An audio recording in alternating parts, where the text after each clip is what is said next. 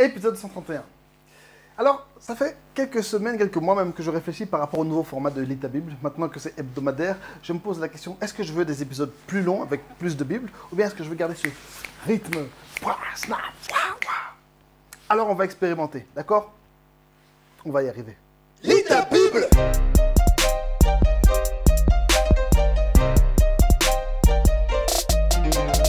Bonjour la famille, je suis le pasteur Tito Moutiébélé et vous regardez Lis ta Bible. Chaque semaine, je partage quelques versets et on va lire la Bible tous ensemble. Le texte du jour est Néhémie chapitre 1, versets 5 à 11. Vous êtes prêts? C'est parti. Et je dis, ô Éternel, Dieu des cieux, Dieu grand et redoutable, toi qui gardes ton alliance et qui fais miséricorde à ceux qui t'aiment et qui observent tes commandements. Que ton oreille soit attentive et que tes yeux soient ouverts. Écoute la prière que ton serviteur t'adresse en ce moment, jour et nuit. Pour tes serviteurs, les enfants d'Israël, en confessant les péchés des enfants d'Israël, nos péchés contre toi. Car moi et la maison de mon père, nous avons péché.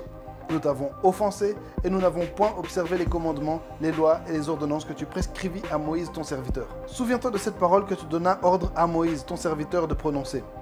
Lorsque vous pécherez, je vous disperserai parmi les peuples.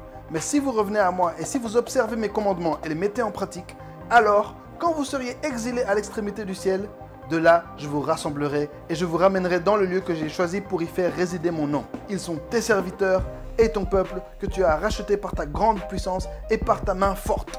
Ah Seigneur, que ton oreille soit attentive à la prière de ton serviteur et à la prière de tes serviteurs qui veulent craindre ton nom. Donne aujourd'hui du succès à ton serviteur et fais-lui trouver grâce devant cet homme. J'étais alors échanson du roi.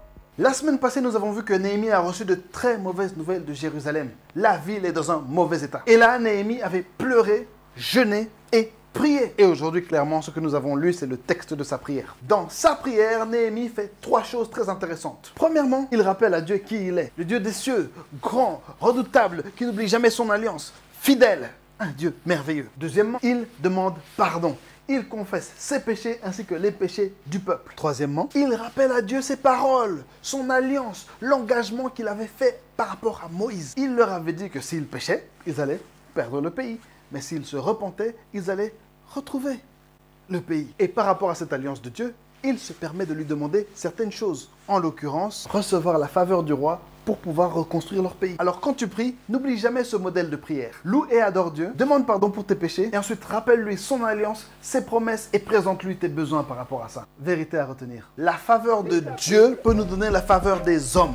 Avant même d'aller voir le roi pour demander ce dont il avait besoin, Néhémie fait tout pour que la grâce de Dieu soit sur lui, que la faveur de Dieu l'accompagne. Parce qu'il a compris ce petit truc très simple, c'est que si on a la faveur de Dieu, si on a la grâce de Dieu, la faveur des hommes vient facilement. Alors cherchons avant tout à avoir la faveur de Dieu et à lui plaire.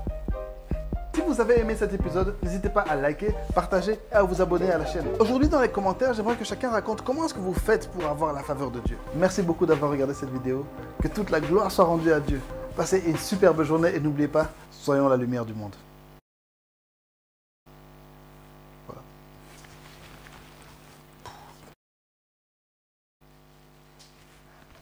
Ensuite, je dis quoi à la fin?